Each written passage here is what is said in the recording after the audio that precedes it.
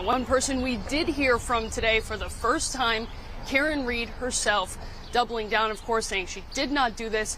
She wants to know who did. Said it feels we're the only ones fighting for the truth of what happened to John O'Keefe.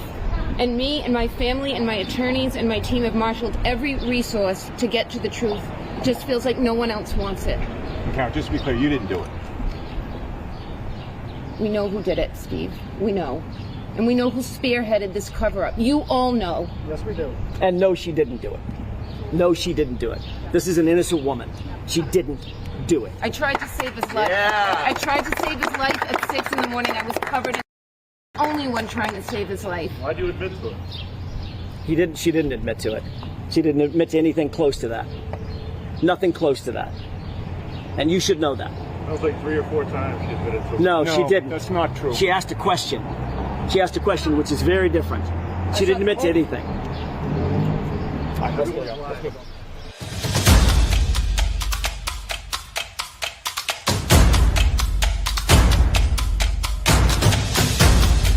You are listening to the Roberta Glass True Crime Report, putting the true back in true crime.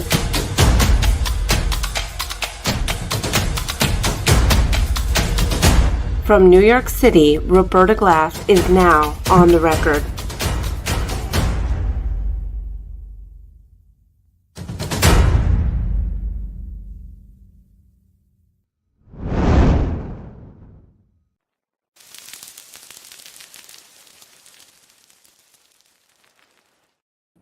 All right. How is everybody?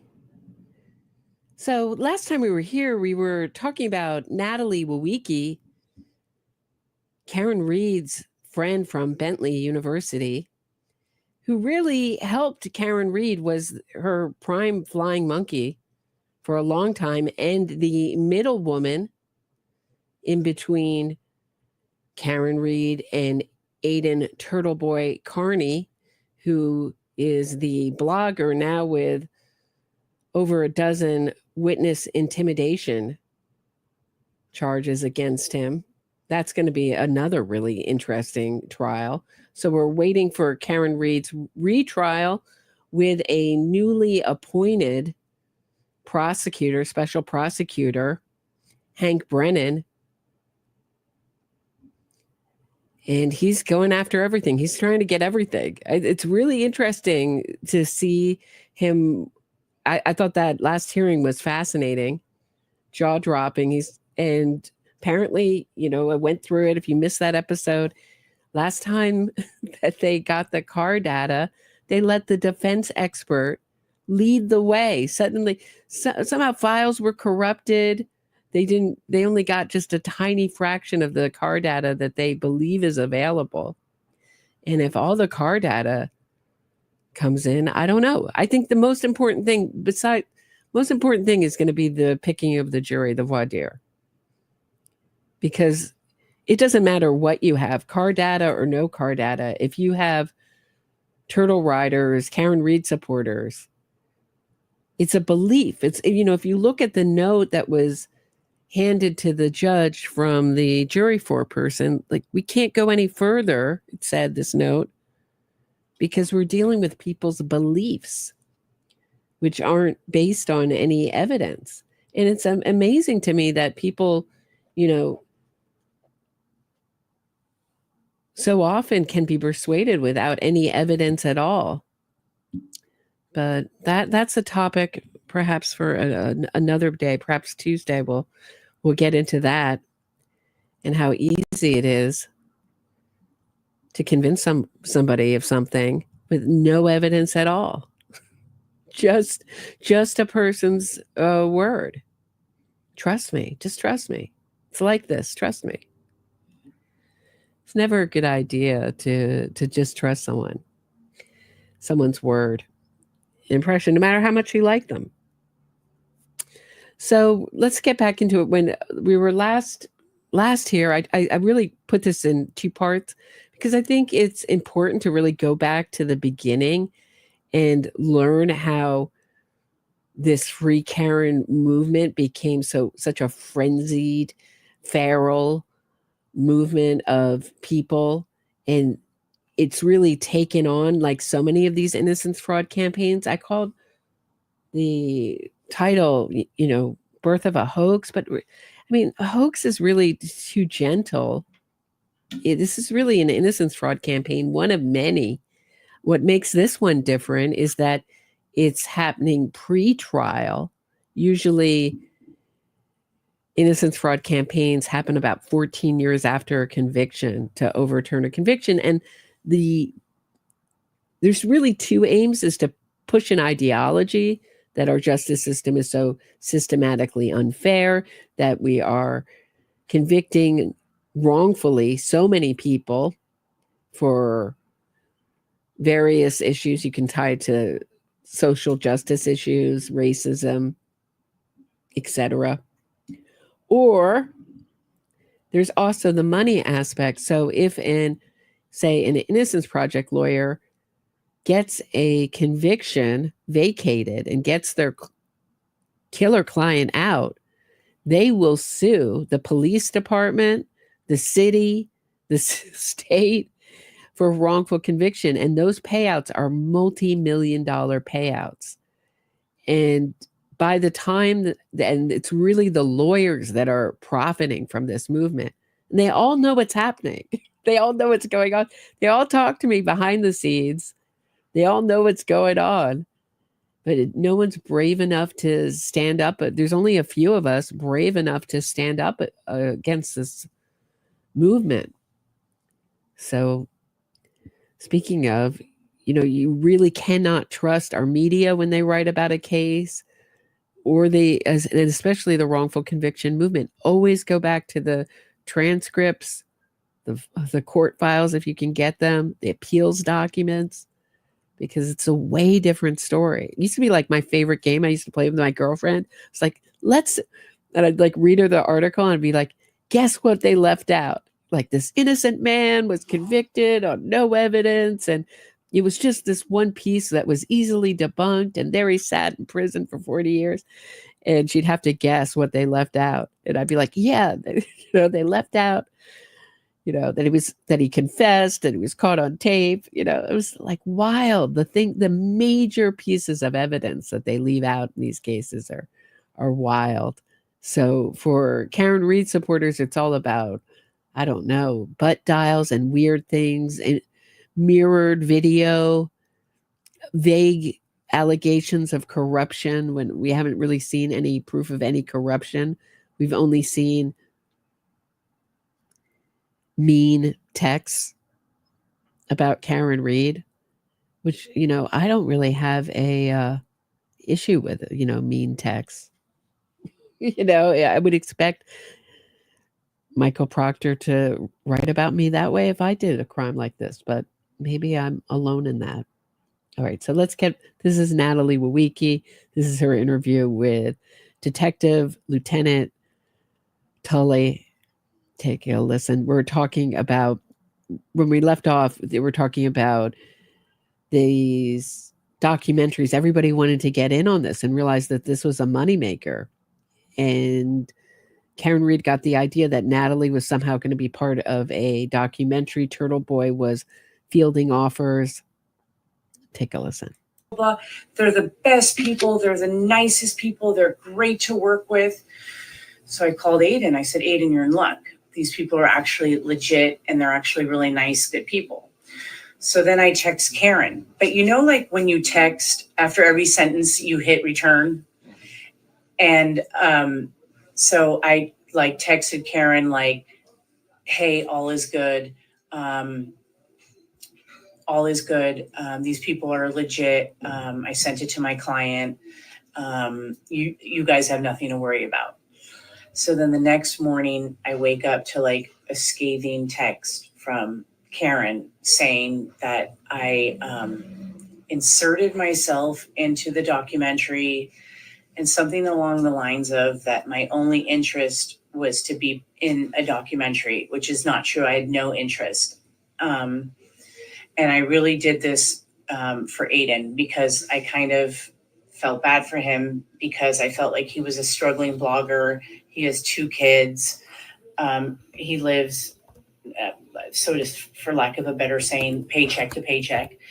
And I thought, anyway, so so that's why I vetted that. And Karen took it the wrong way. And then after that, Karen never called me, didn't want to talk about it, didn't want to hear my side of the story. So I said to Aidan, I told Aidan, I said, Karen just like lost her shit. Like what, like I get she's under a lot of pressure, but come on, over that. So in the meantime, my client gives the producer my name and he texts me and he said, I would love to meet with you. Can you come to Sony Studios and meet me? And I said, no, but you can come to my factory. So he came and met with me and he told me that this wasn't a documentary about Aidan. It was a documentary that they want to do about this popularity about armchair detectives. And he gave me the example about that young couple that traveled cross country in a trailer and taped it. And it ended up that the boyfriend strangled her. I heard it, Gabby Patino. Mm-hmm. And that's right. And he said that it wasn't the FBI or the feds or the authorities that solved the case. It was the armchair detectives. So this guy, Brian, wanted to do a documentary on all the armchair detectives. But Aidan, being such an egomaniac, made it like, no, they want to do a documentary on me. So then when the fellow was here, he asked if I would be interested in being part of the documentary since I'm like the goose that laid the golden egg. And I said, absolutely not. I want no part of a documentary. I don't want to be involved with like any kind of case. Like I know. Can you imagine talking about a murder case that way? It's the goose that laid the golden egg. Doesn't that make your stomach turn? Just like, oh. It's the innocence fraud campaign that keeps giving. It's the money tree of innocence fraud campaigns, guys. Certainly not on this side, not this side of the aisle. Yeah, I mean, it's certainly, it's just so important that for me that the truth get out and that someone stick up for John O'Keefe and his family, that I'm on this. But it's not a money maker on this side, guys. Luckily, I'm not money motivated. I said, but I do have a question. I said, how do we go about getting Aidan an agent, an entertainment agent, and an entertainment lawyer? And he giggled and he goes, Aidan told me he has an attorney. And I said, yeah, but that's probably just some like Massachusetts attorney that doesn't know entertainment because you need an entertainment attorney here in Hollywood. I said, what about an agent? And he goes, Natalie, I'm going to be very honest with you. I don't know any agent that would take him on. Apparently there was at least one, Matthew Valentinas, who's apparently, someone left me a message that he's threatening copyright claims with Aidan on his text messages. Can you do that? I don't even know.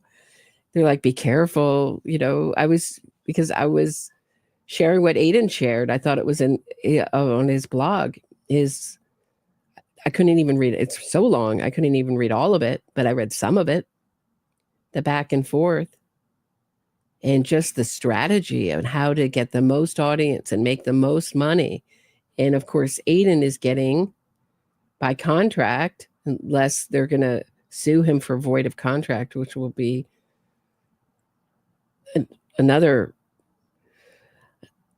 a long struggle. And you don't know how that's going to turn out for talking badly, for voiding his contract and talking badly. So he's getting 40% of the podcast of Matt William Phelps's podcast, 34 Fairview. So he was to promote it, get all his fans, his free Karen readers to download it. But Phelps also believes Karen Read is guilty. So my feeling is the reason he went this way is so he could get all of the audience. So he could get the free Karen readers, and then he could conclude that she's guilty, and then they get also the guilty side of the aisle. So I really think it was a business decision, and he certainly misrepresented his, one of the things he's done is said, I adopted my step sisters, my brother, my sister-in-law, children, after she died, and she had given them up like years before. He may have had some part in the raising them, but he's sort of like aligned himself with John O'Keefe's story. So I don't know. I would never want to give 40% of my earnings to Turtle Boy ever, to any podcast. I would be so revolted. I mean, you're giving it to 40% of your earnings from this podcast go to someone who's harassed the victim's family, harassed witnesses, accused of the worst kind of SA. I mean, no thanks. No, thank you. And then he explained to me that the way these documentaries work is they get the rights to his blogs for 18 months, which means that he cannot then sign and do another documentary. He can't do 3 documentaries within 18 months. He would not get paid, but what it is it'll boost his popularity, and there'll be about 8 million viewers. And it wasn't Netflix. What they do is they go to HBO, they go to Hulu, they go to Amazon Prime, Netflix, anything else that's whatever. And I was asked to be in a documentary. You guys want to hear that story? I just bring this up because Aidan's like, I didn't know I had to talk to a lawyer before I signed something. So do you guys remember the horrible Innocence fraud? It was a big hit for Netflix documentary about Theresa Hallback's killers, Stephen Avery and Brendan Dassey. And it was absolutely, just the usual Innocence fraud nonsense. And so they were making a counter documentary to it, which eventually did get made, called Convicting a Murderer. And they wanted me to hand over, the contract, they sent over a contract, and it was so vague. There was no way they wanted to use everything I ever did on the case. And I was like, no, thanks. That was my interpretation of it. And I showed it around to a few people. They're like, you can't sign this. You can't sign this. I was like, yeah, I really can't. So luckily, I don't know, it never came to fruition. They didn't want me that badly. Then they bothered me again. I just didn't sign it, didn't call them back. But that's the end of my short life in the documentary world. They go with the pilot of the documentary or with an intro, whatever it is, or a trailer of it. And then the highest bidder is the one who takes it. Okay. So then I left it at that. And I didn't hurt Aidan's feelings and tell him that you're not going to get an agent. My boyfriend wants me to clear up that it would have had ownership. It seemed like that from the contract. It was very vague and oddly worded that they would have had ownership over everything I did. They could, and they wanted to do it all to do it for free, just hand over all my work, which was unmonetized at the time anyway. But I just by rights, I just didn't want to hand it over. I'd worked really hard on it, and I don't know. I didn't want to hand it up. Candace Owens also ended up getting involved in it. I'm happy I wasn't involved with it. There's lots of flaws in that documentary, besides Candace Owens and her feeling about my people. That's all I was going to say. It's as politically correct as I can do it. Or maybe I won't be politically correct and say I think she hates Jews. I don't know. That's my mood tonight. because no one. I'll tell it like it is. Glad I wasn't in it. And I never Googled him too, which is another big mistake. I never thought to Google him. And if I did Google him, I would have never gotten involved because of just the filthy stuff about him on there. Turtle Boy is him. Yes, Yeah. yeah. And so then after this, I was like, you know what? I started getting sick because I was upset that Karen still never reached out to me when I thought I was a good friend and I thought we were friends. And she knows that I live a very comfortable life. So what would a documentary mean to me? You know, like I live a very comfortable life. And for her to just so coldly throw me away, I was a little hurt. So I asked Aidan, you know, like, have you talked to Karen? Like, did you mention me? And he's like, no. And I said, well, why? And he's like, well, I don't want to get involved. Like, that's between you and her. And I was like, but can't you like try to talk to her and smooth things over and let her know? See, no, money is not always the motivation. Some people just want to be seen. They want the attention. They want to be seen as important. They want to show their kids or their grandkids that they were in something that meant something to the world. And there is, I mean, I sense some narcissism in Natalie, inability to ever really take any real responsibility for her behavior, kind of vanity. I don't know if, and you'll see it comes out more in the second half of the interview. You're just, the first half, you're just trying to kind of figure out who this person is. You're like, well, you know, you kind of can see that she was friends with Karen and she wanted to believe her friend, and psychopaths can be very convincing, and maybe she was just duped.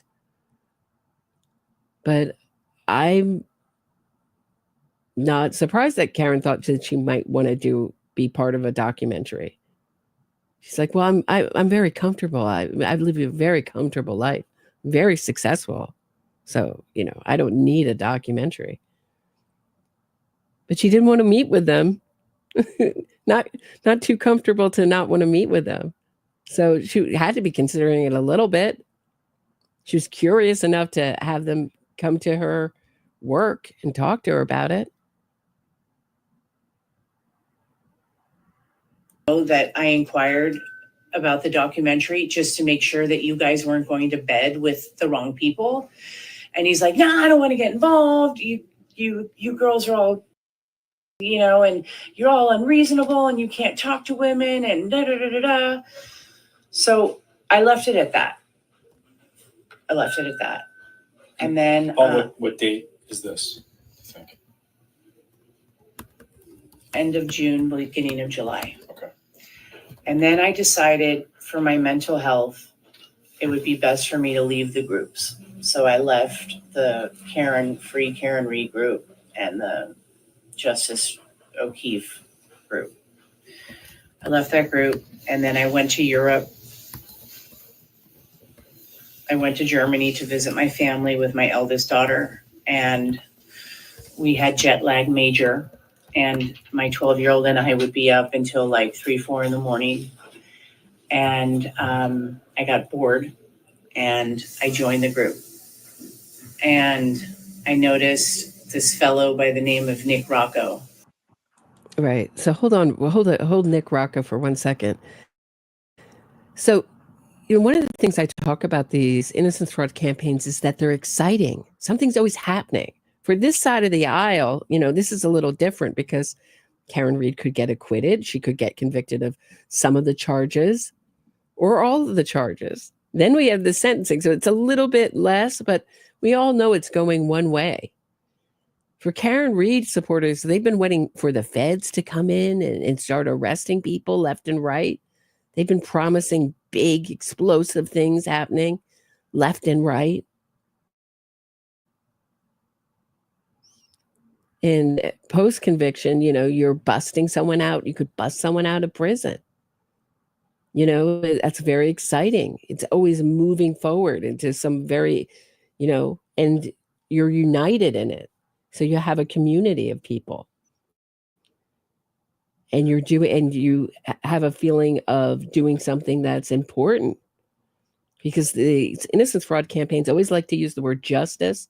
I mean, my stomach turns when I hear Natalie say, I was on the Justice for John O'Keefe face group, meaning we want to let out John O'Keefe's get John O'Keefe's killer off. That's justice in our mind. Because, we've convinced ourselves that it's other people. It's really other people on no evidence. I mean, the irony is that they're doing exactly what they claim is being done to Karen Reed, right? Convicting people on no evidence, ruining their reputation and their life on no evidence, right? So they always say there's no evidence. It was a tunnel vision investigation, no evidence. Oh, back to June. So this is Nick Rocco, who took over the Free Karen Reed campaign. I mean, he's really Turtle Boy's rival with his wife, who got to sit next to Karen. He won the lottery, a scratch-off lottery. And he has done these kind of illegal raffles and all sorts of money-making stuff for Karen Reed. So he's found another easy money source, in my opinion, way to make his money. He's like, oh, you grift? It's a little hard to win the lottery twice. I noticed, so Erica Davis, who's Karen Ahern, as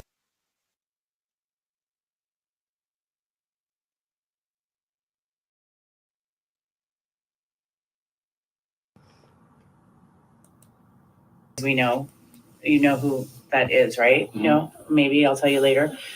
She posted in the group who is getting all the proceeds to the Karen Reed t-shirts. And I commented, well, the etiquette would be that all the money goes to Karen. So Aidan does an impromptu video. And the impromptu video was dedicated to Sean on the Golf. The first half was to Sean on the Golf, because Sean on the Golf removed, because he was a moderator in the group, he removed anybody talking about the grand jury. And he called Karen and he called Aidan and he said, you guys can't ask about the grand jury. And Turtle, you can't do your blogs asking about information about the grand jury. This is highly confidential information. So Aidan did an impromptu, and that first part was dedicated to Sean on the Golf, saying, where he said something along the lines of like, hey, let me make something straight about the grand jury. Trust me, like the whole trust me part. You don't have a law degree. Trust me. It's okay to talk about the grand jury. Trust me. And then he goes, and now I want to talk about the t-shirts. Before we go to t-shirts, can we talk about the grand jury part? Yeah. So what was being posted on these sites? I don't know, because I wasn't on. Okay. But I guess somebody said like, oh, my friend is on the grand jury, and she said that we meet every Thursday. Something like that is what I heard from somebody. But this is like June of 2023. Right, but we also know, I mean, I can play it in a minute. I mean, do I have to play it now? where Aidan says I got the grand jury minutes. So someone illegally, gave them to. So my feeling, I wonder, it's a logical, rational person, if Natalie is covering for Karen, who gave Turtle Boy the grand jury minutes. Not just the minutes, the transcripts. He had them. And I believe he had them early on. I mean, let me know if you think I should play that now. I'm gonna hold off on it. My feelings, I should hold off on it for a second. We'll go through this and I can play you right where he says I got them, have them. Or there's Yeah. someone who's on the grand jury that indicted Karen? I don't know, but they talked about grand jury, so I don't know, like, very specific like that. Okay. And so Sean and the golfer moved it. Turtle got really mad. Karen was mad, I guess. I don't know, but I heard she was mad. And so Aidan does this impromptu. And so the first half, as I mentioned, is dedicated to Sean and the golf. And then the second half is dedicated to Erica Humphrey Davis, Erica Davis Humphreys, who's actually Karen Ahern, and to me. And he says, and now let's get something straight about the t-shirts. All 100% of the t-shirts go to me. This is my livelihood.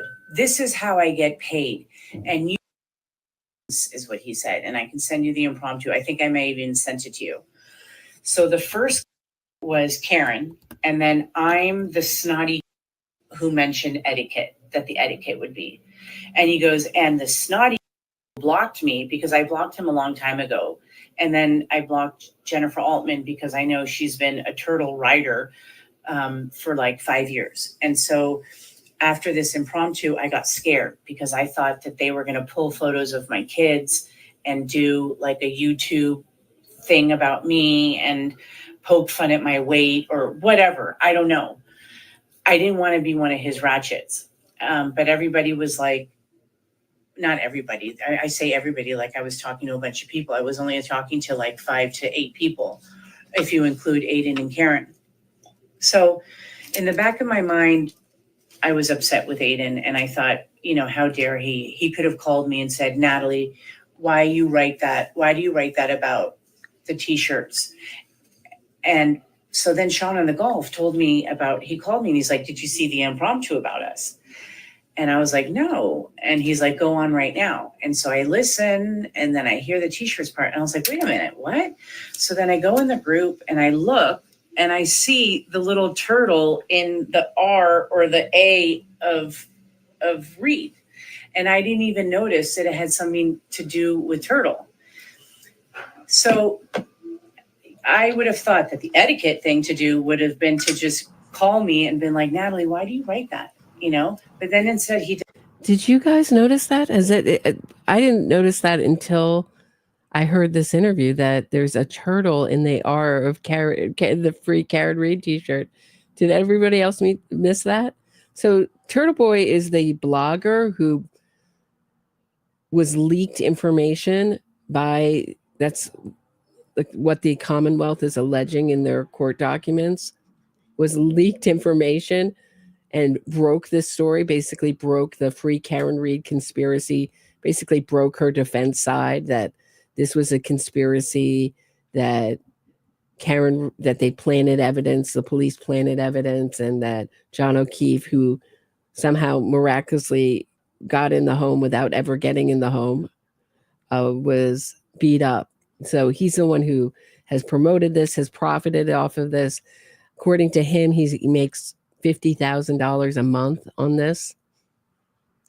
So that's who he is. does this like outlandish post, you know, he doesn't say my name. So in the back of my mind, I thought, you know, I'm going to get this guy back one day. I just don't know how. But I'm not a vindictive person where I'm going to set up a fake account and smear or egg their house or what. Yeah, I always get my ears prick up when people tell me what they aren't, like, or what didn't happen, or what. I'm not the kind of person I'm not vindictive. Really, thank you for telling me what you're not, but I get it. Maybe in contrast to this group, but what a group to be in, right?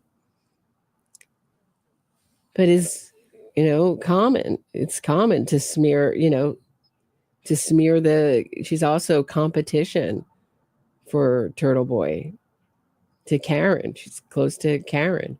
And he didn't like having the intermediary. He wanted, close personal access. And you'll see that, she gets tossed to the side. But so what would happen was the defense, meaning Karen Reed and her lawyers, there's all these calls, conversations that go between through Natalie on this encrypted app to Aidan Turtleboy Kearney, and they would leak all this information to him, and then they would quote it in their own filings as it was reported, which you cannot do as a lawyer. It is amazing to me that someone has not reported David Yannetti to the Massachusetts State Bar yet for that alone. But that will tell you his power in that area, that everyone's afraid of him. But he absolutely should, at the least, get a smack on the wrist, a small sanction for that. I mean, that is absolutely outrageous to do as a lawyer. You cannot lie, cheat, and steal. But this is very common with these sleazy, what I'd call sleazy, in my opinion, innocence fraud lawyers. They go not only up to the line, they cross the line of the rules of their own profession, and they have criminal minds themselves, and sometimes personality disorders themselves. However people retaliate. So my way of getting him back was smart. So I was in Germany with my daughter, and we had jet lag for basically the whole trip. And I noticed that Nick Rocco was doing a fundraiser for these, he was raising money to hire the trucks going up and down in front of the courthouse. And I noticed, and then Nick said, "Oh, these are all the slides." And I noticed that Turtle's logo was on every single slide. And I've done fundraising for the interior design community, and I know that logo placement is very valuable. So I reached out to him and to Nick Rocco, and I said, "Hey, Nick, great job on the fundraising. But by the way, is Turtle paying for the logo placement?" And I thought, I'm going to get him back this way. So I told him, I said, the business and savvy way to do it is, yes, offer Turtle to buy logo placement at $1,000 per logo. But in the meantime, in the group, hit up CPAs, bakeries, barbershops, auto mechanics, auto body places. So I was giving him like business advice. And he was like, "Oh, that's a great idea." So he removed those 4 slides, and he removed the logo. And then he posted, "Hey, anyone want to put their logos up? We're going to put them up for sale for $500. And I told Nick, like, why did you undersell it? Like, you got to be aggressive in business, and you could have sold them. But anyway, within 2 or 4 hours, all logo placements were sold. And I figured I won the smart way. I got Turtle's logo off, and I did it without smearing him or talking about his, however they smear him. I'm not. All I could think of is Kate Peter and her 911 call. Yeah, that his nose looks like a penis. That's what she said in the 911 call. It makes me laugh. So she got him where it hurts. Financially. She's like, I didn't need to smear him. I just went right to hurting him financially because that's what motivates him. Not low like that. And then I formed not a bond, not a relationship, but I kind of coached Rocco on how to fundraise. And I told him, I said, you get sponsors to buy the bracelets and you give those sponsors credit, and then you sell the bracelets for $10 a pop. He wanted to just somebody buy the bracelets or nobody buy the bracelets. I don't know what his thought was. And I told him too, and then you get sponsors for postage also, and you give those businesses credit, and then they use that as a marketing expense, especially with the bus going up and down with the 4 slides, they can use that as a marketing expense. And he was like, "Oh, that's a great idea, whoop-de-whoop." So anyways, I was like, great, I got them back. And then where I messed up, and I admit this. This is where I messed up. Nick did not understand how Karen knew he got beat up in the house. He just did not get it. And I tried to explain it. And I was like, you know what? Forget it. So I sent him the link to the Scanlon tape. And that was my fault. So he's part of a innocence campaign that he doesn't even understand. Because it doesn't make any sense. Try to have a free Karen reader tell you how it happened from beginning to end. With the evidence, it does not work. The evidence does not fit. The car is way on the way to the Sally part before as the CERT team is getting there. There's no time to plant any evidence. And there's no evidence that John O'Keefe ever went into the house.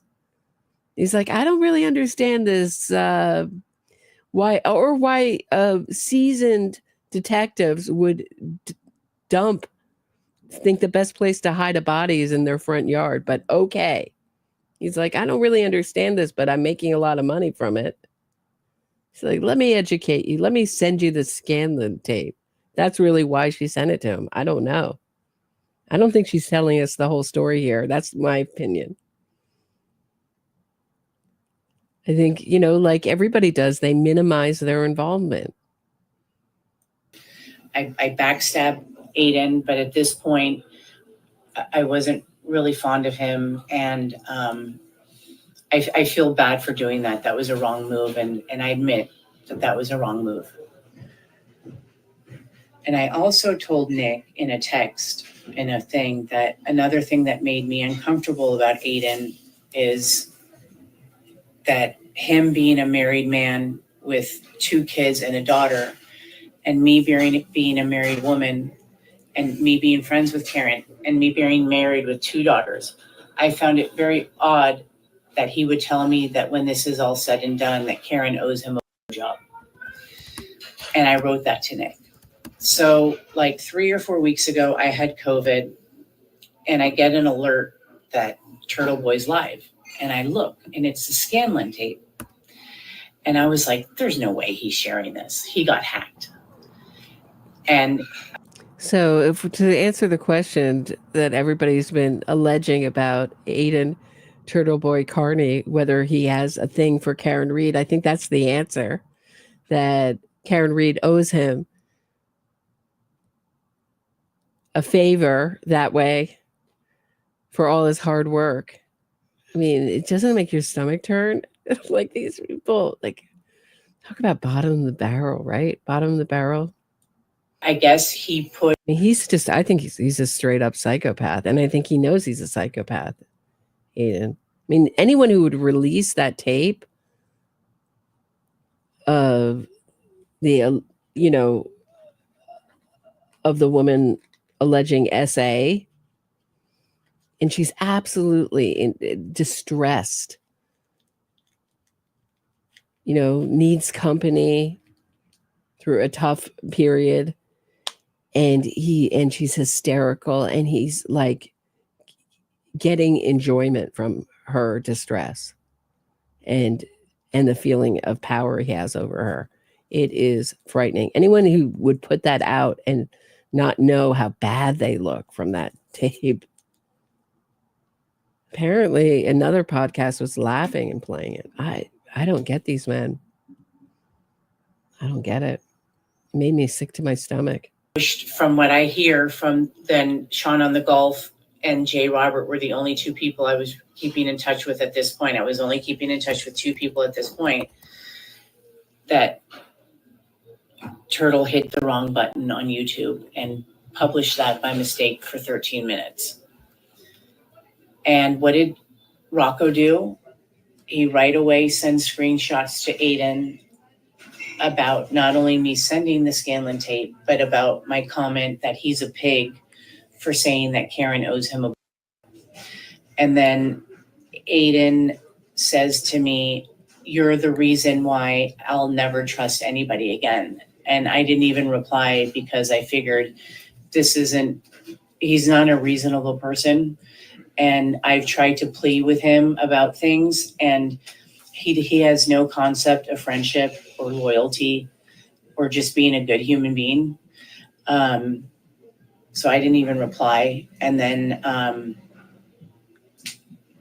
did reply. I actually did say, like, hey,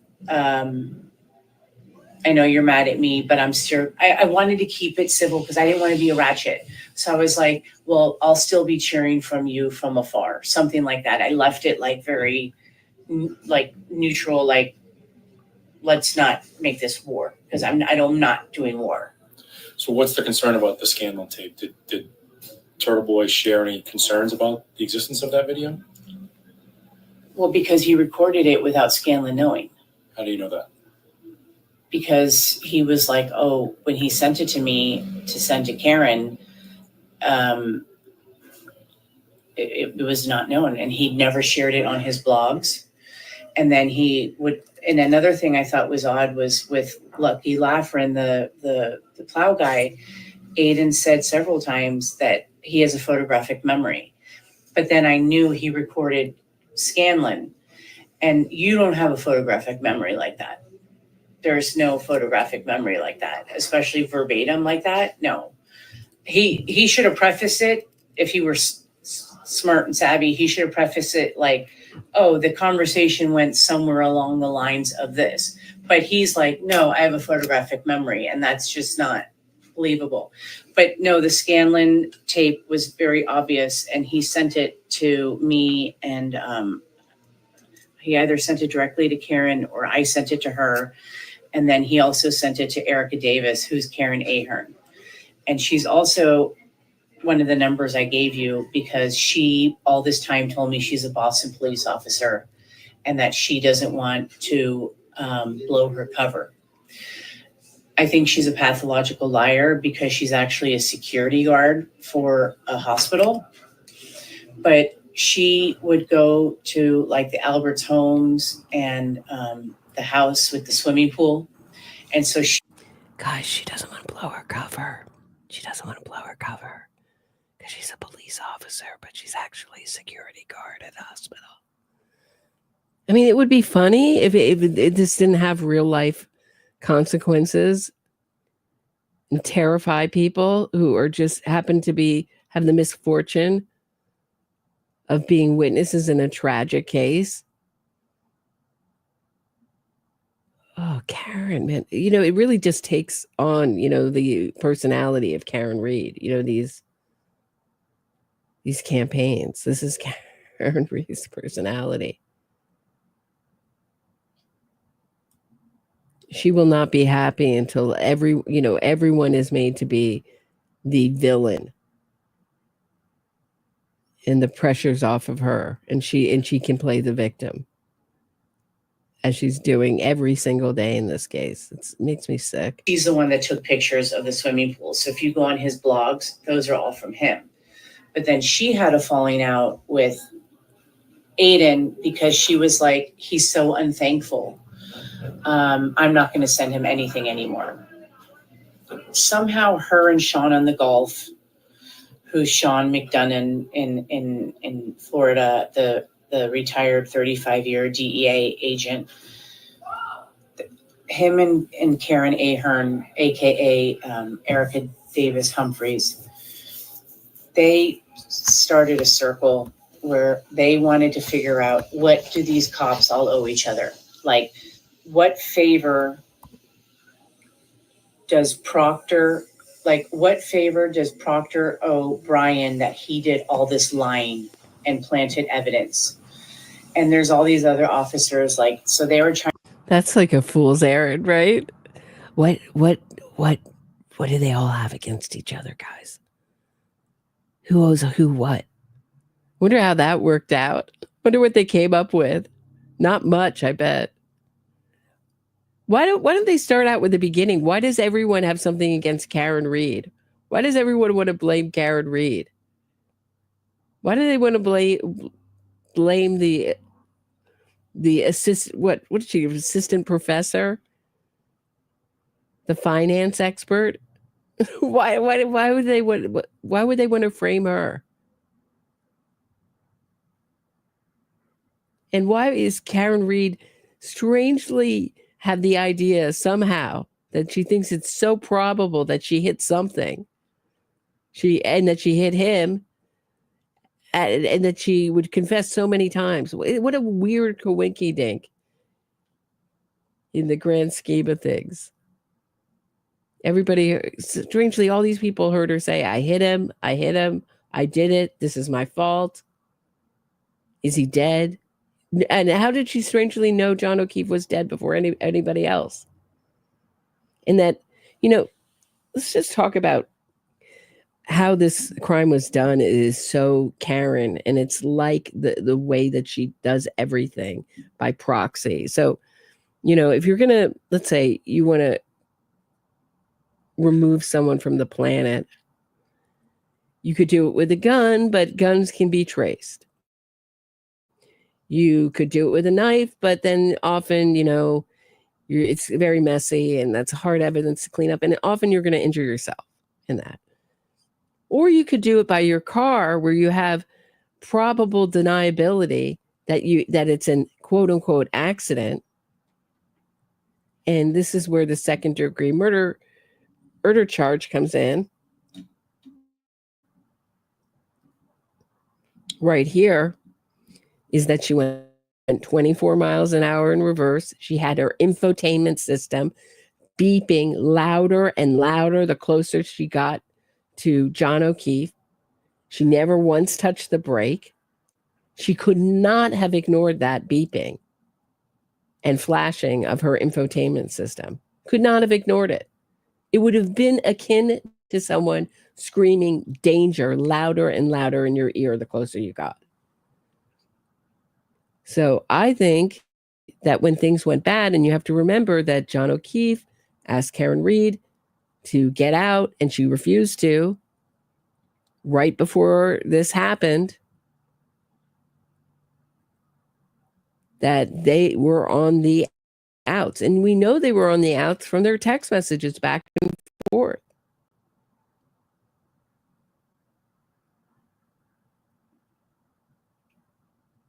So it's, how did she spearhead this campaign? So it's a murder by proxy, right? By using her car.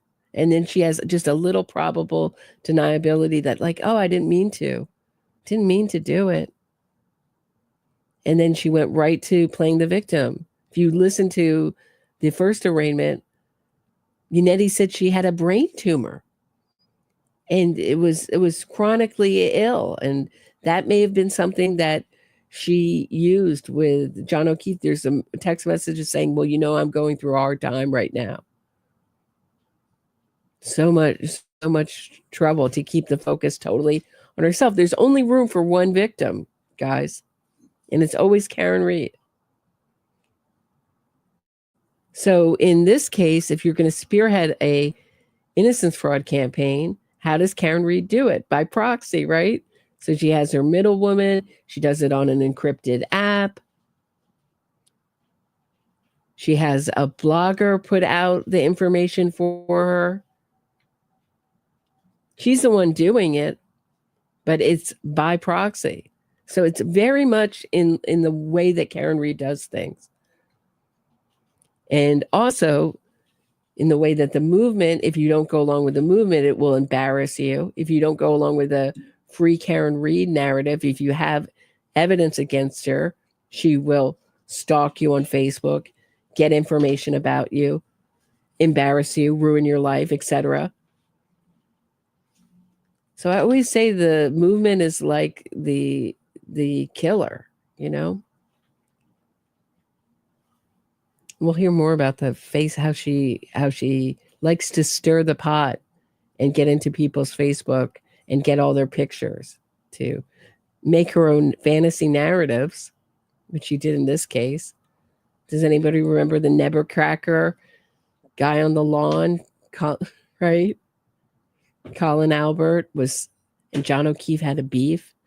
And you can hear Natalie tell that story, and the police must have been looking at her like she's crazy.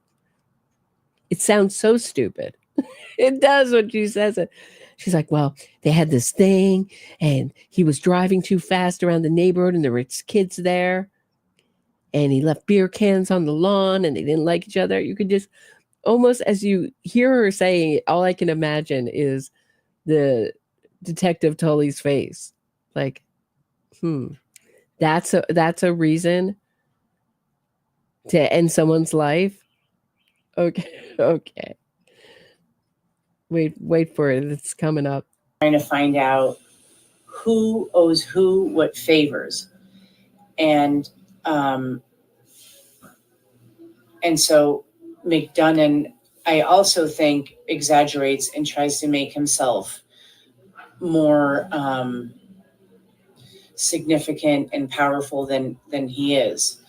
But that was what they were working on with these 5 other police officers in Canton, retired FBI agents, or I don't know what the terminology was, but there was a think tank amongst them to figure out what these cops have on each other. And that's why they all covered up for each other and planted evidence and purposely misspelled names in documents and stuff like that.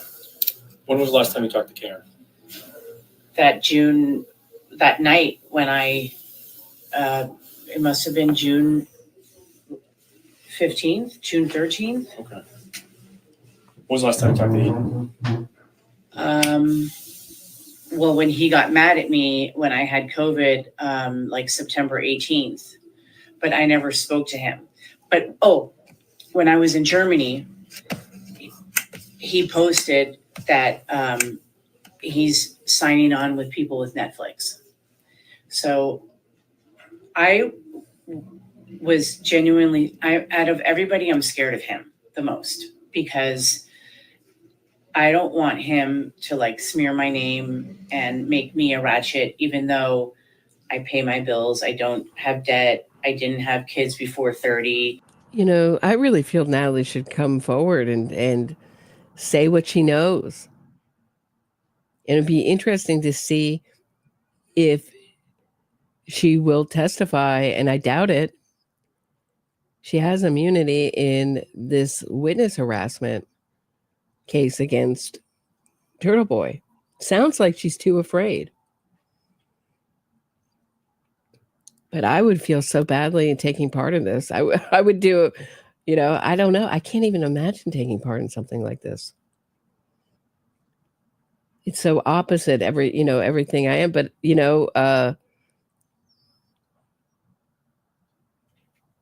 people can get fooled. Good people can get fooled by these campaigns. Some people are just disordered, have personality disorders.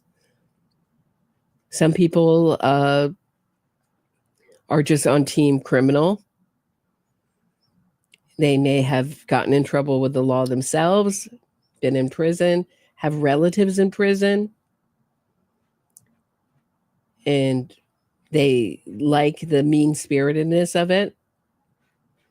And they also hate law enforcement too. There's that element. And there are the good people who get duped by this. It's a whole mishmash of types. I'm married, there's nothing wrong. I have no criminal record, nothing. There's nothing you can write about me. I'm not a drug addict. I don't do drugs. I don't abuse alcohol. I live a very clean, fine life. So I was scared of him. And so sometimes I would message him to, like, for lack of a better word, kiss his ass. I don't know. So when I was in Germany, I wrote to him something like Mazel Tov about Netflix. And I wrote something about, like, is it the Wahlberg brothers? And he said, I can't say. And either while I was in Germany or when I got back from Germany, we texted again or we spoke. And he told me that it's the brothers that did the Netflix show, the Tinder Swindler. And it's a show about a guy who would borrow like $50,000 from one woman to rent private jets and take a bunch of other people and try to live this like rich life, and then scam and then keep telling this woman, I'm going to pay you back your money, and then get 75,000 from her and then pay her like crazy. So then when I was thinking about it, like Aidan, in Aidan's mind, he thinks that this documentary is going to be like, he's this investigative journalist, like gets down dirty, finds out the information. But really, Tinder Swindler, The Tiger King, these documentaries are about these mentally insane people. And so I don't think he grasps that this isn't going to be like a complimentary, like.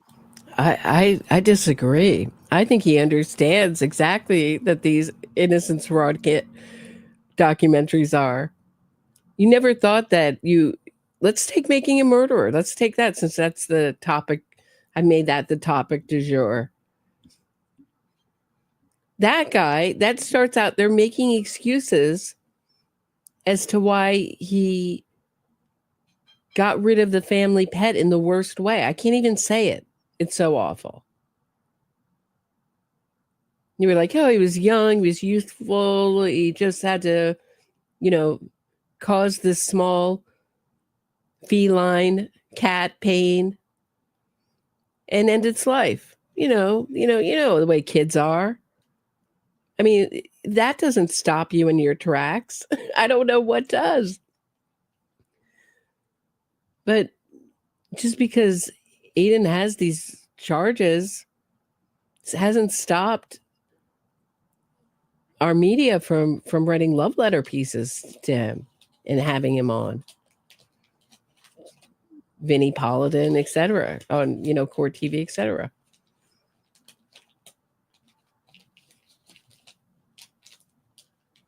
So I disagree with her there. I mean, yeah, there was, of course, there, but after Tiger King, people were saying free Tiger King. Hey, go Aidan, great job. This is going to be like a mockery of him, like he's out of his mind. So that's that. And then, on that tweet the other day, the lady said, I contacted Netflix. I never contacted them. Actually, Sony contacted me, but Aidan ended up not going with Sony. So a lot of that's a lie. And that lien that they said about that I have a $31,000 lien, that's not true. That's from 2011 when my husband inherited a $3 million property from his late mother who died of cancer. She died, took like 2 years for her to die from cancer. And so when my husband inherited that property in 2000, she died in 2009. In 2011, we get a letter from the mail and the IRS that him as the heir, we have to pay her back taxes, and it was $31,000, and we paid it off within 16 months. So to make it like I am like this like deadbeat who doesn't pay my bills, I don't have any credit card debt, and to say like I work here for nepotism. You met my mom. If I wasn't good, she'd throw me out here, and she wouldn't give me shareholders. And she also made it that in the will, I get 100% of the business and my brother gets none of the business. And my brother was fine with that because he says, I deserve it and I've done a good job.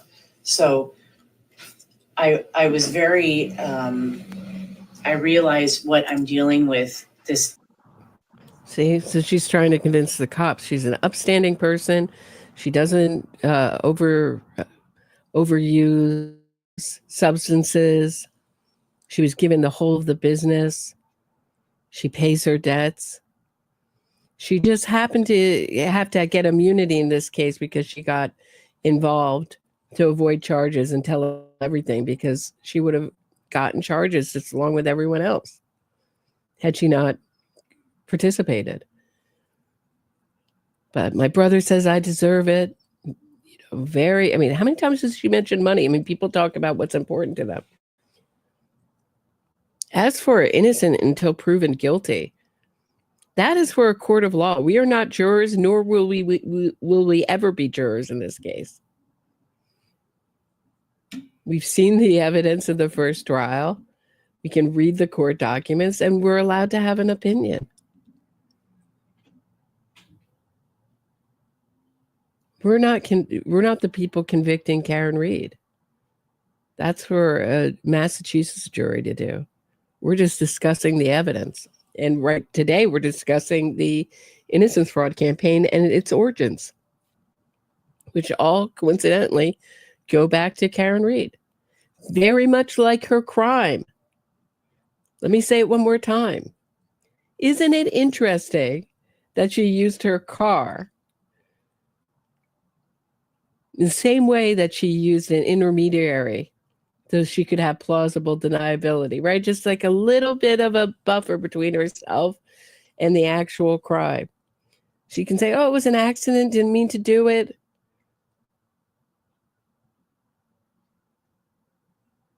Or he was hit by a plow, which I was surprised they didn't go that direction. But I guess it's hard when your taillight's all embedded in John O'Keefe's shirt, a little hard, and you told so many people you did it. And to me, it seems more probable than the scenario that they got. But I guess it's not as salacious, right?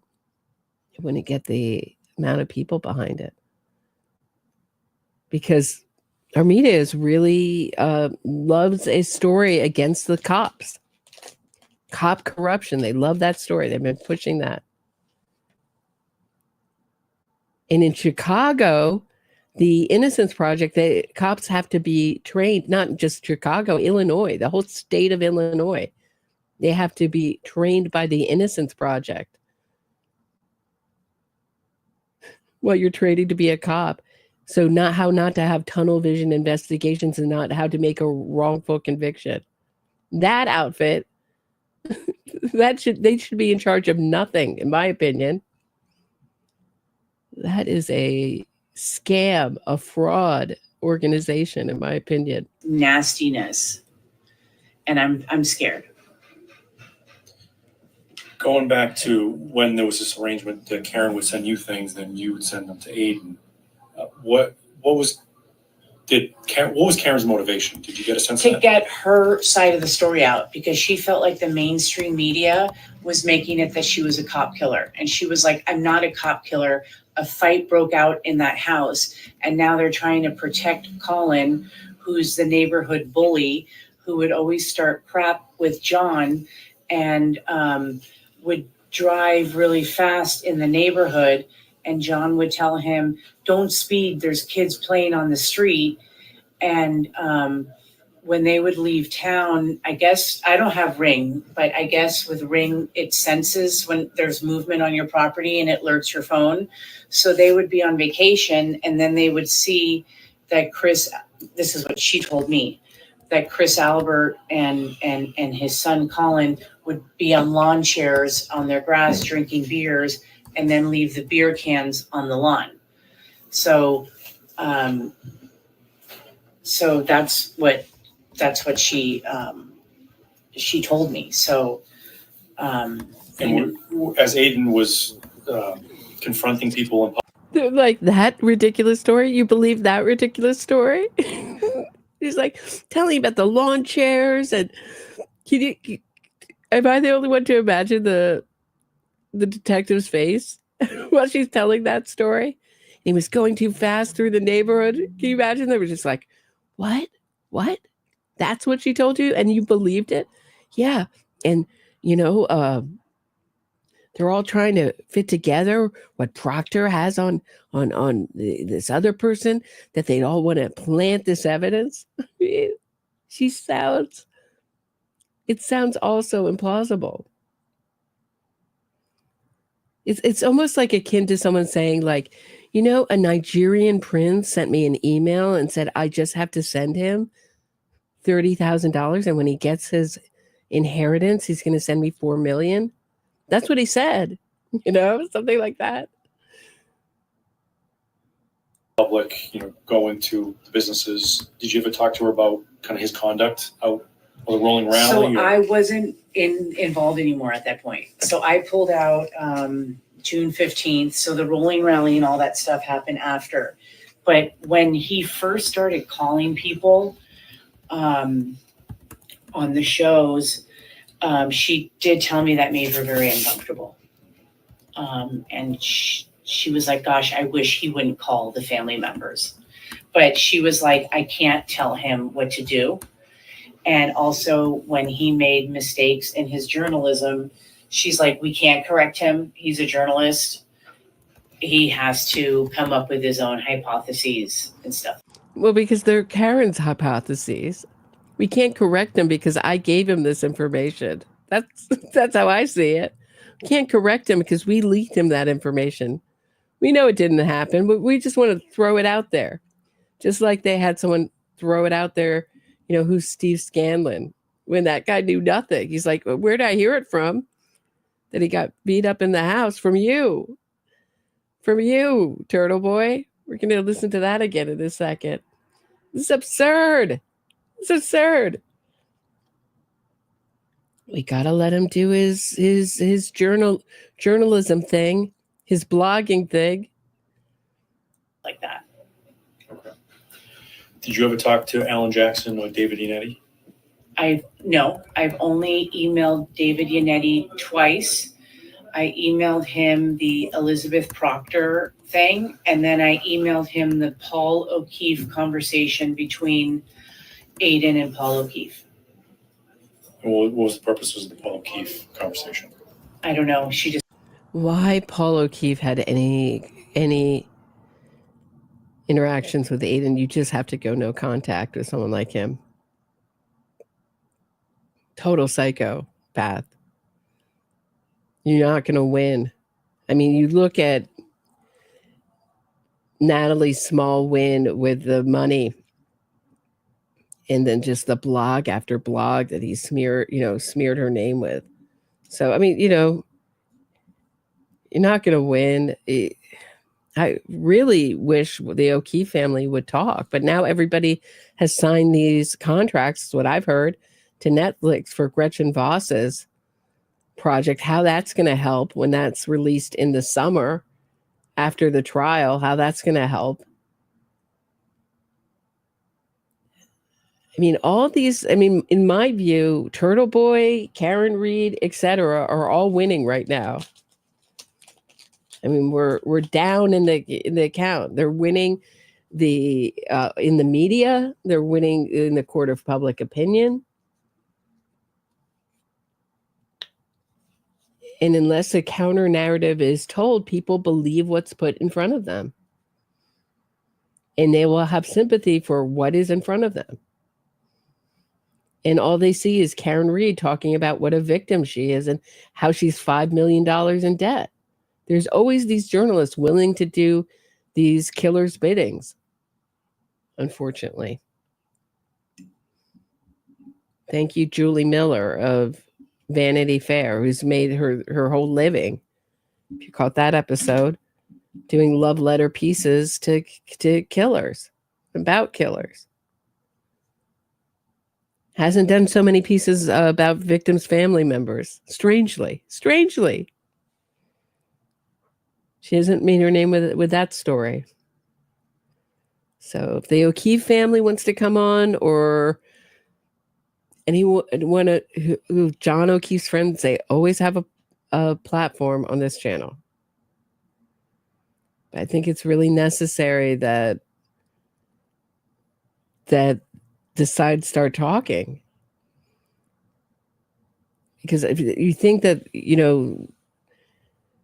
that jurors can't be fooled or can't be influenced by these ridiculous innocence fraud campaigns or ridiculous defenses, even if they weren't influenced by the innocence fraud campaign, ridiculous, sleazy defense teams. Shall we remember O.J. Simpson?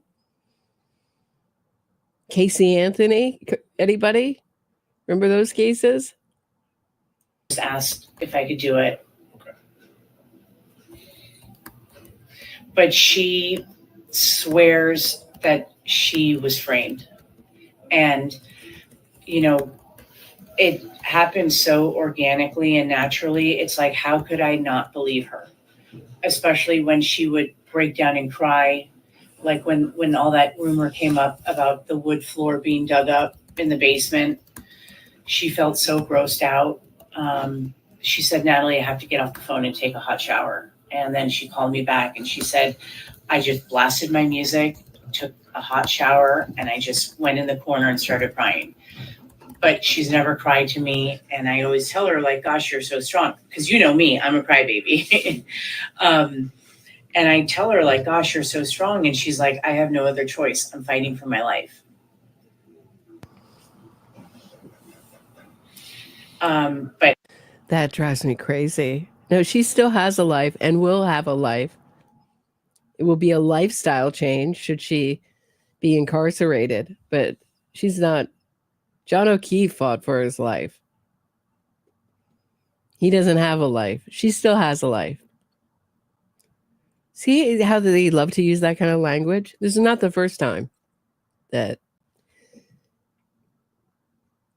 an accused killer has used this kind of language. Or a convicted one. I have to say, like, I do miss our friendship. I genuinely liked her. Yes, I have not seen her in 20 years. But we had so much fun reminiscing about college. And we would watch this Netflix show together, Tell Me Lies, which is about freshman college year, like love drama. And it reminded us of Bentley College. And so we would watch an episode and then we would like recap and talk about that episode and like be like, oh my God, can't wait for the next episode to come on. Stuff like that. So it wasn't just always about her case. And, you know, there was a friendship there. And that's, I think, what hurt me. Here's what I found. That's what hurt me when she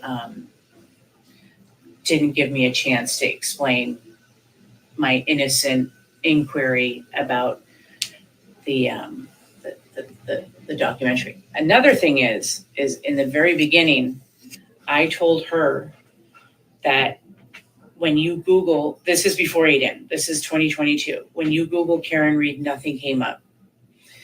And I told her, you need to tell the news outlets that when they post their articles, you can choose like 10 hashtags. It might be more, but you can choose 10 hashtags. Tell them to use Karen Read as a hashtag so that when we Google your name, it comes up. Another thing I noticed is they kept referring to her as the ex-girlfriend.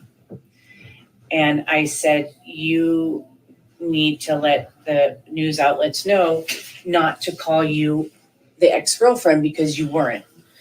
And she was like, oh my God, Nat, why am I spending $3,000 a month on a PR person? You should just do my PR. You're so good at this stuff. You know this. Right, I could save so much money. You're so good at this. Shouldn't be known as the ex-girlfriend. Or the girlfriend who... I should be known as the girlfriend who ex-alived my police officer boyfriend, John O'Keefe. It's like, isn't it interesting though that they were talking about TV shows in her case and not reminiscing about all the great times with John O'Keefe and how much she missed him and loved him? How much she missed those kids? Isn't that funny? It wasn't about her all the time. In her case, sometimes we talked about the show she watched and I watched. Sometimes we talked about TV. We shared that in common too. Oh, oh gosh. Ugh. That's how I feel. Yuck, yuck, yuck, yuck. It's just you're taking part in such, a great evil. You, under the guise of taking part in it writing a great injustice, you're taking part in a great injustice. I mean, that's always the story of these innocence fraud campaigns. like, on your own, I'm going to let go of my PR person. So from that point, I kind of looked at my role as her PR person, weirdly enough. And so I think that when Aidan told me about the documentary guy, I kind of wanted to protect her and protect him and make sure that this was legit. Nelson, any questions? Did Aidan ever, obviously after you gained his trust, did he ever have you email anybody that we haven't brought up yet? No. Like email, like. Just any documents, anything, or contacts? Do you believe her? I don't. He's like, no one that you don't already know. Nope, I'm not going to bring anyone else into this. Heisenberg, nice to see you. Roberta, history always repeats itself. They should go learn about what happened to the Roman Empire and how they lost everything very quickly. Good point. Good point. Very clever. Somebody on his behalf. Oh, like, so he would get emails from like people saying like, rumor has it that X, Y, and Z. And then he would say, can you send this to Karen and tell me if this is true? Okay. And then Karen would say, this is not true. Like that Brian Albert video with the foot. And Karen said, unequivocally, or however you say it in English, that's not Brian Albert. He always wears a skull cap type of thing. Anybody else that comes to mind? Amy Ashley Bell sent Aidan a text with pictures of Jeri on her Ring camera. And then Aidan sent me a screenshot where he sent that to Yannetti, and I sent that to you. Mm-hmm. So stuff like that. And Aidan would send me stuff to kind of keep me in the loop, but then by May, I was kind of pushed away, and I kind of sensed like, okay, they're now in touch. They don't need me anymore. Did Karen ever send you grand jury minutes or motions to send to Aidan? Only if they were already public. She was very careful about that. She was very, very careful. And she would always say, let me double check with Yannetti to make. Somehow Aidan got them. I don't know if I believe her there either. I don't know. It may have happened after her time, but yeah, maybe this would be a good time. Hold on one second. I just have your comments. This may be a long one, guys. Hold on. We're almost at the end of this, but I'm just going to remove this really quickly and just bring up Aidan talking about just the first 2 seconds.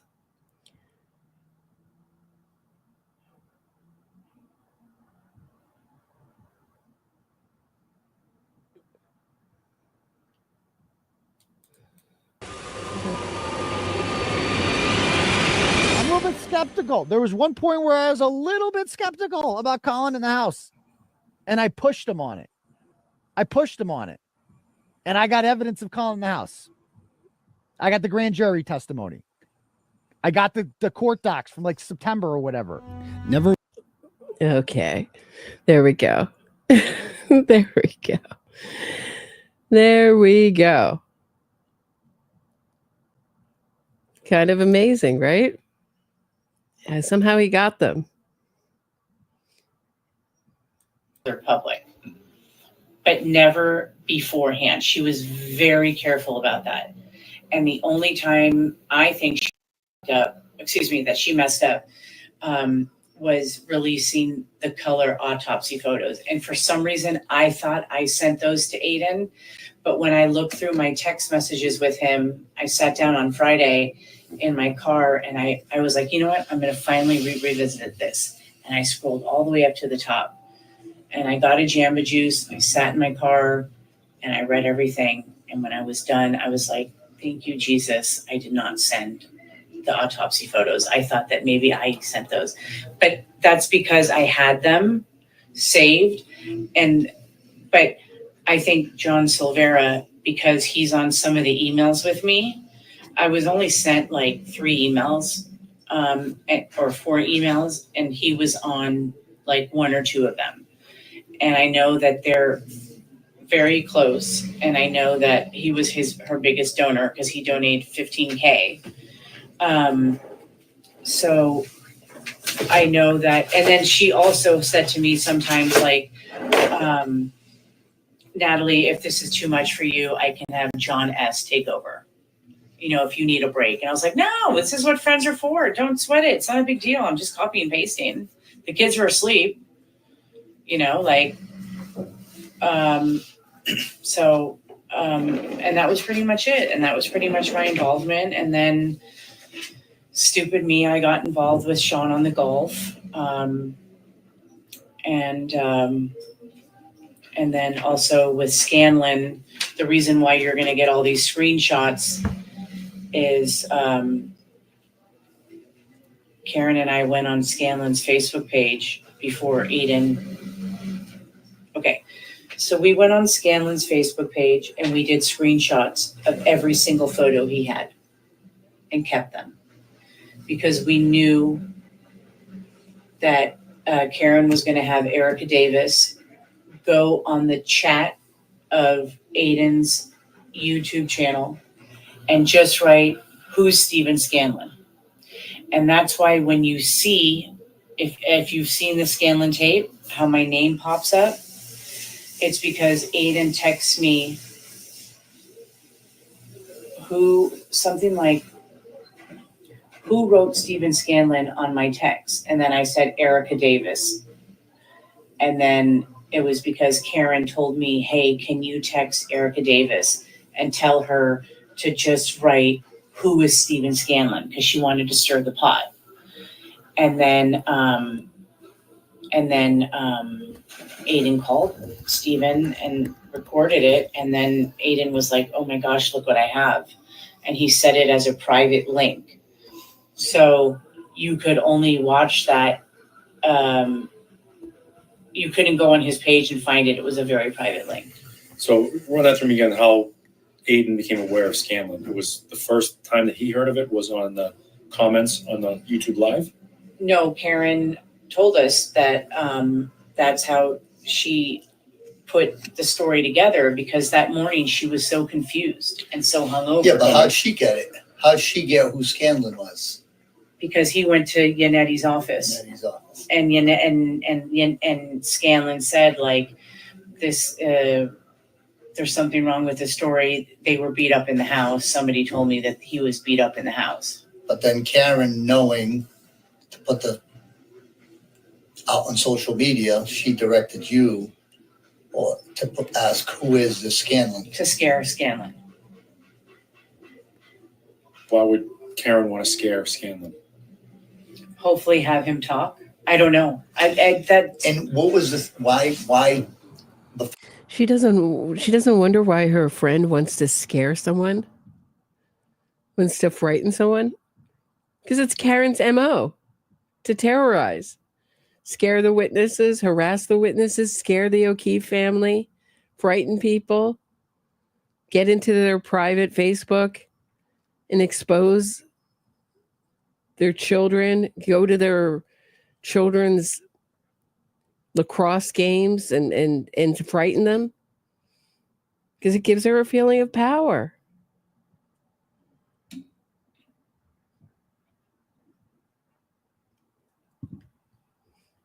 She's a psychopath. This is not the way, the first thing that tipped me off, because when you first hear the story, you're like, really? The feds are investigating corruption. That's awfully unusual in a case like this. But it's meant to do just that with her connections, to make it look like there's something going on, something worth investigating. But what really tipped me off is the campaign, is that innocent people don't go around accusing people on zero evidence and terrorizing them and harassing them. We're in psychopathic territory here. It's hit me off that something, there was more to this story. There was more evidence of her guilt than what was out in the public domain. Beforehand, capture all his pictures. Because Karen did that, especially with that's how she was able to get all the pictures of the Alberts and the McCabe's and all those kids, and show that Proctor's mom wrote to Chris Albert, "You guys are my second family." So Karen is heavily on Facebook and studies Facebook like no other. And so that was a very big tool for her to realize that these folks really do know each other. But it seems like Scanlon was important to her. So Right, it was a tool to use also to get info on them and to make her fantastical story. But capturing Facebook pictures she could use against him? I don't know. No, okay. We just did it. There was no rhyme or reason or. Those Facebook pictures were used as defense in her trial. Were logged into evidence in her trial. Exactly, Comfort and Joy. She's the Facebook stalker. It was let's just get all his pictures, as many as we can, before they're gone, before he locks his page or before he deletes it. Because I guess that's what happened with McCabe and Proctor, is they ended up locking their pages or limiting it, and not making it a public page. Okay. You had mentioned to me before that maybe Aidan had met for lunch with Jackson and Yannetti. Yeah. Tell me about that. So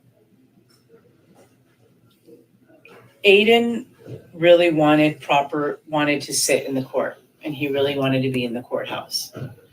And this was another time Karen snapped at me, and I told her, I said, Aidan wants to sit in the car, wants to sit in the courthouse. And she's like, Natalie, I can't be bothered with this. I have bigger fish to fry. I have the attorneys here all week. Leave me alone about this. And I said, Karen, he's done so much for you. Just get him proper seating in the courthouse. We owe this to him. You owe this to him. And she goes, fine, have him call John Silvera and he can go in with John Silvera. And that was another thing that I used against Aidan was I said, if it weren't for me, you wouldn't have gone into the courthouse. So then Karen told me that after the May 3rd court hearing that they were going to all convene at the Amini Seaport and to tell Aidan. And so I told Aidan, and Aidan's like, I feel out of place. I don't feel right. I don't fit in. I said, Aidan, play your cards right. Alan Jackson's going to be there. This is how you move up in life. You schmooze with the right people. You socialize with the right people. And that's how you climb up this ladder, because he was on his way home and he didn't want to go. He was too shy. And I said, Aidan, pull over.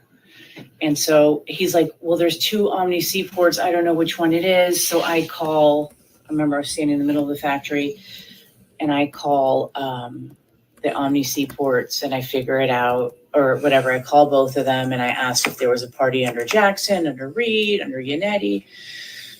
None of them could tell me. And then in the meantime, Aidan's like, I figured out which one they're at. Okay, I'm on my way.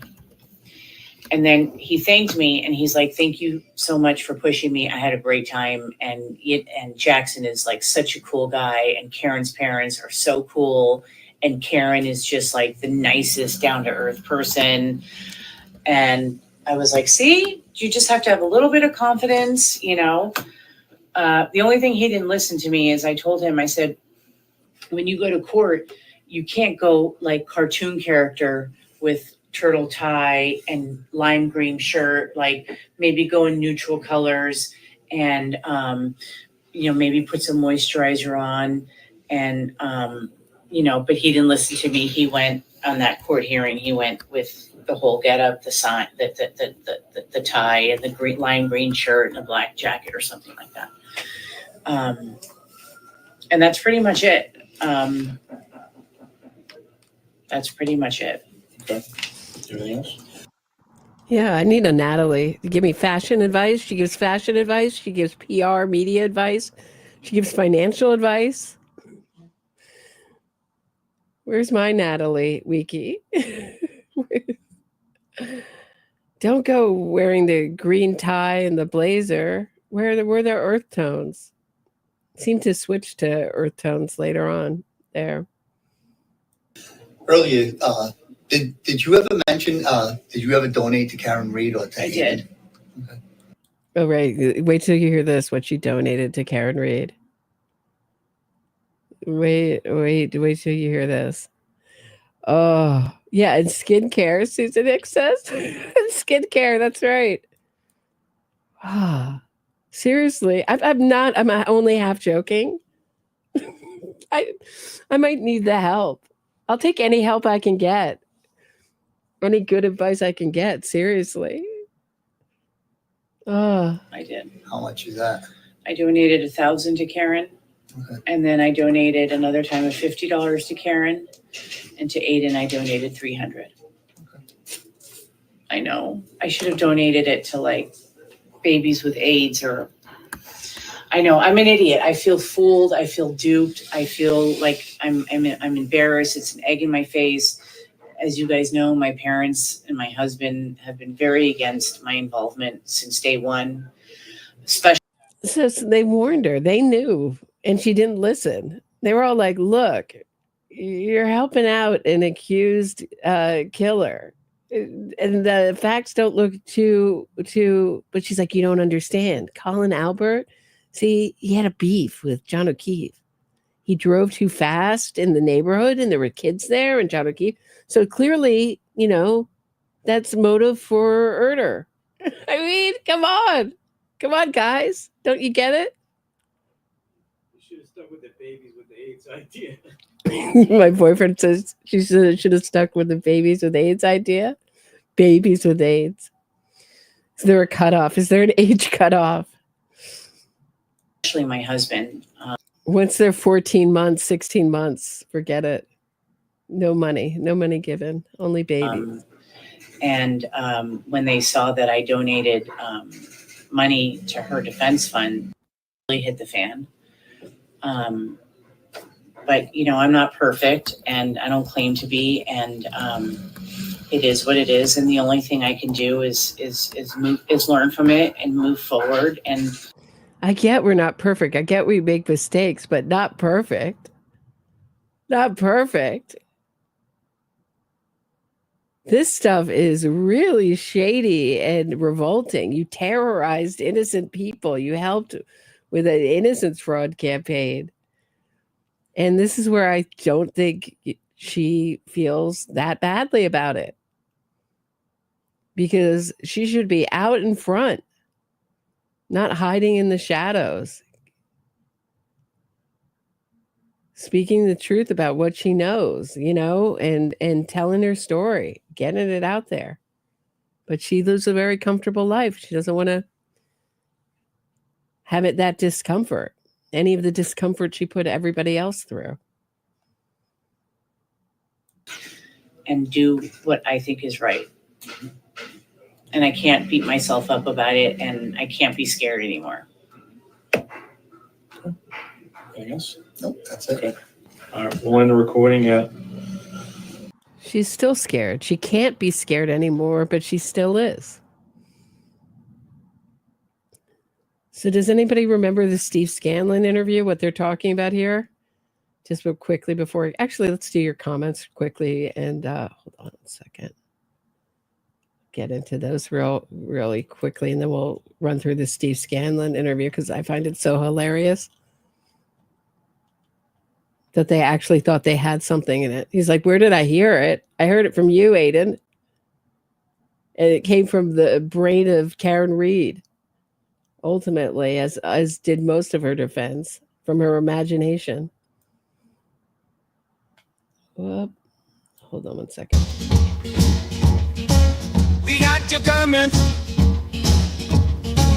You had something to say. You were insightful. Oh, so clever. So Roberta's going to read your comments. Hey, Roberta, read those comments.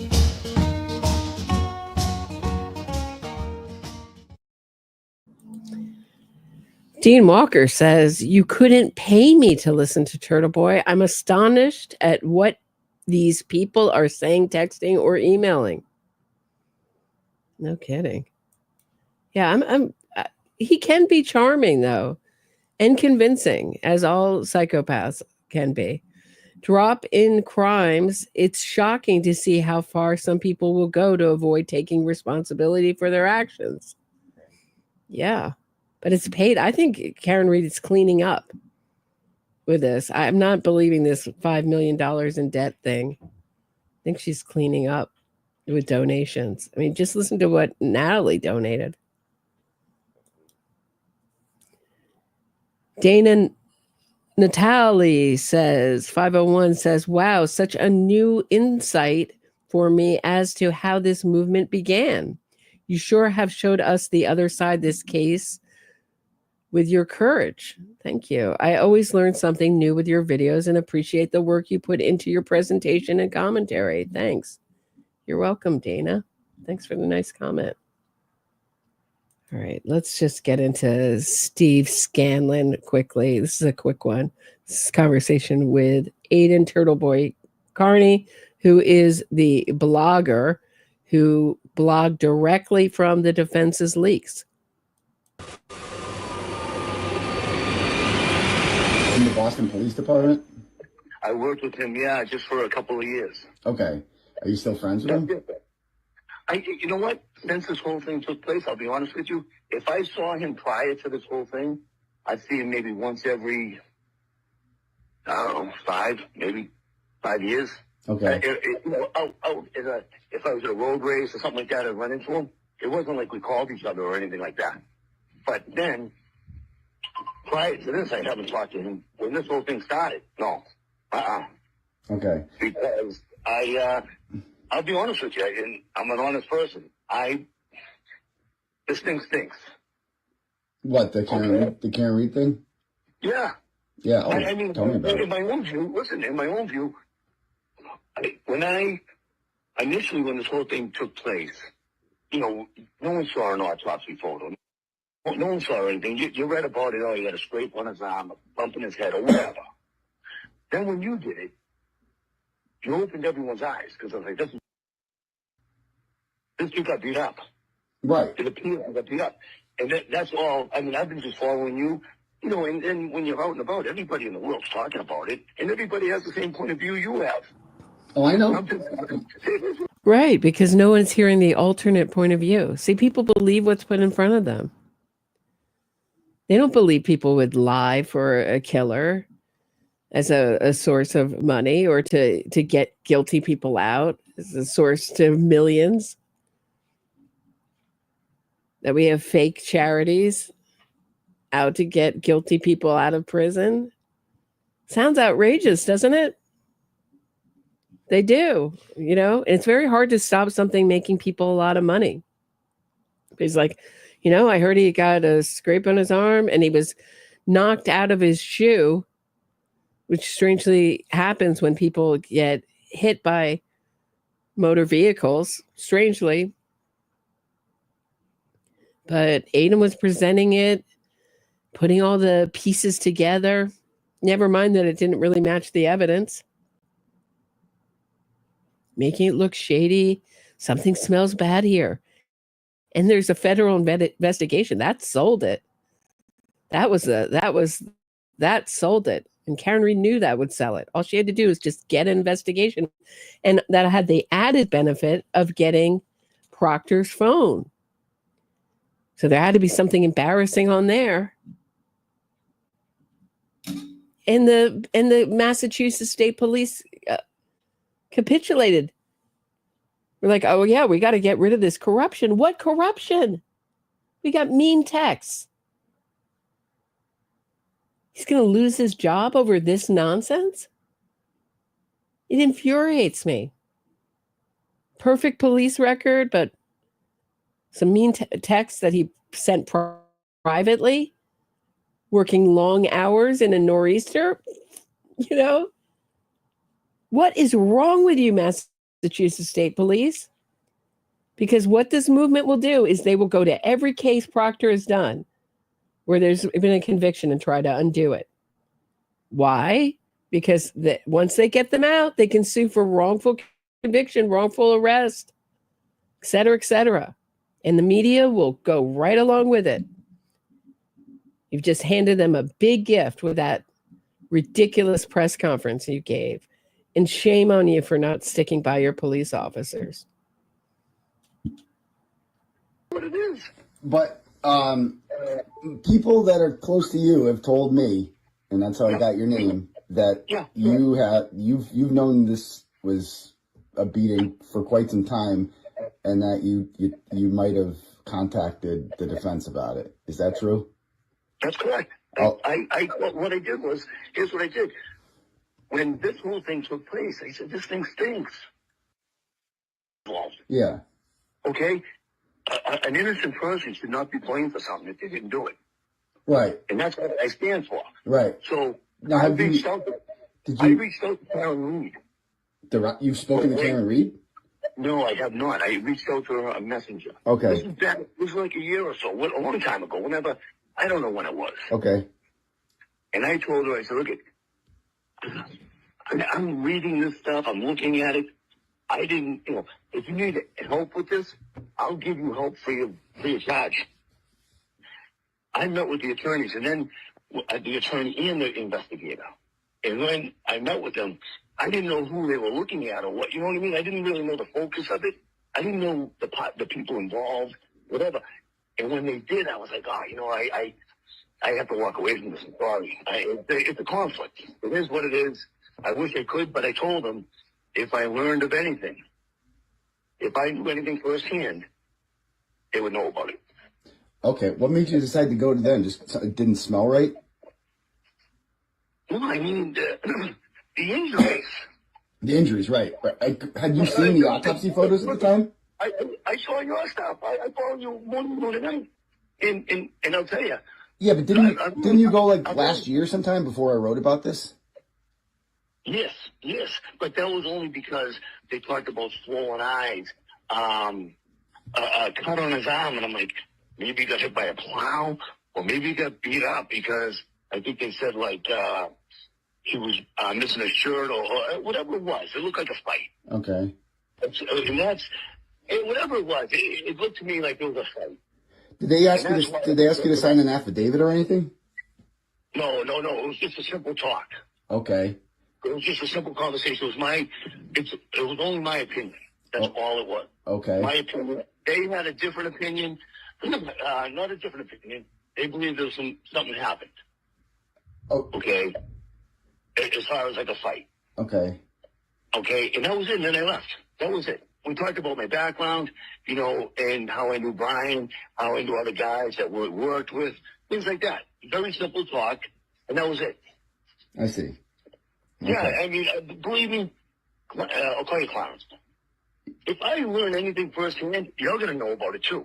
Yeah, I'm just... And I only say that because if it wasn't for you, the fucking story would have never made it. Right. It would have been dead. Can I ask you, how did you know Colin Albert was in the house? Who? How did you know Colin Albert was in the house? Probably through you. I don't even know Colin Albert. No, but did you tell the attorneys that Colin Albert was in the house when you met with him? Did I what? Did you tell the attorneys that, or David Yannetti or whoever? No, I heard it from you. I'm just repeating back what you told me. He thinks he's got this great source. We got this great source. He's in law enforcement. He knows his stuff. He's heard something. He's worked with these people. And Scanlon gave back. He got a check from Yannetti and he gave it back. But what Karen Reed innocence fraud campaign is done, and campaign of terror is scared everyone into silence.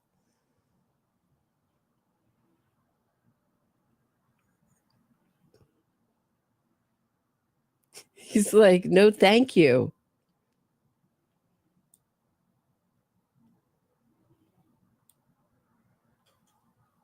You know? So I thought that was pretty funny. It's just a comedy of errors, that that tape. They thought they had something.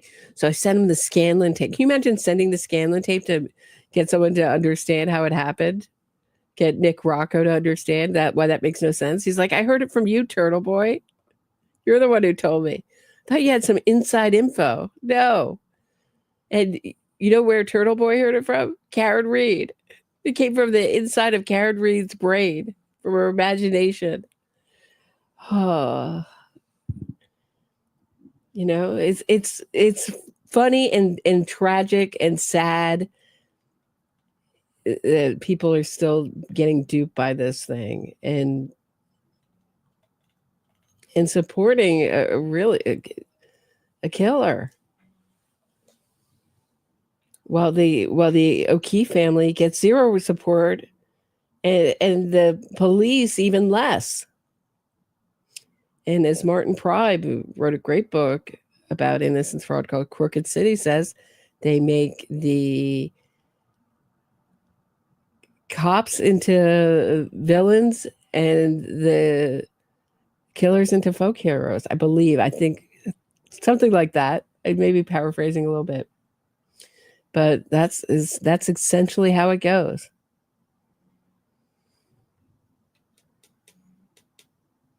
So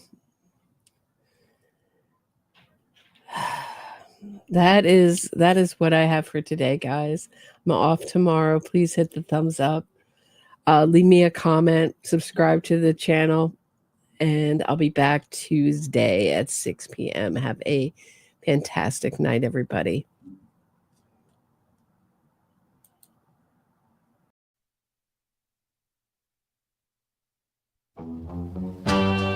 I hit my boyfriend with my car. It wasn't an accident, but with lying lawyers I'll go far.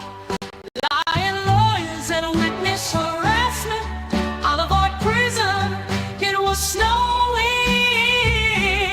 I pushed the pedal down, hit him hard. Now the legal system a clown. Innocence fraud campaign to save my skin. Making money, truth is my second victim. Carry, Jen, like John, you were my mom. My innocence fraud campaign is my biggest hit yet. I hit my boyfriend with my car. It wasn't an accident, but with lying lawyers I'll go far. Lying lawyers and witness harassment, I'll avoid prison. It was snowing. I pushed the pedal down, hit him hard. Now the legal system a clown. Innocence fraud campaign to save my skin. Making money, truth is my second victim. Carry, Jen, like John, you were my mark. My innocence fraud campaign is my biggest hit yet.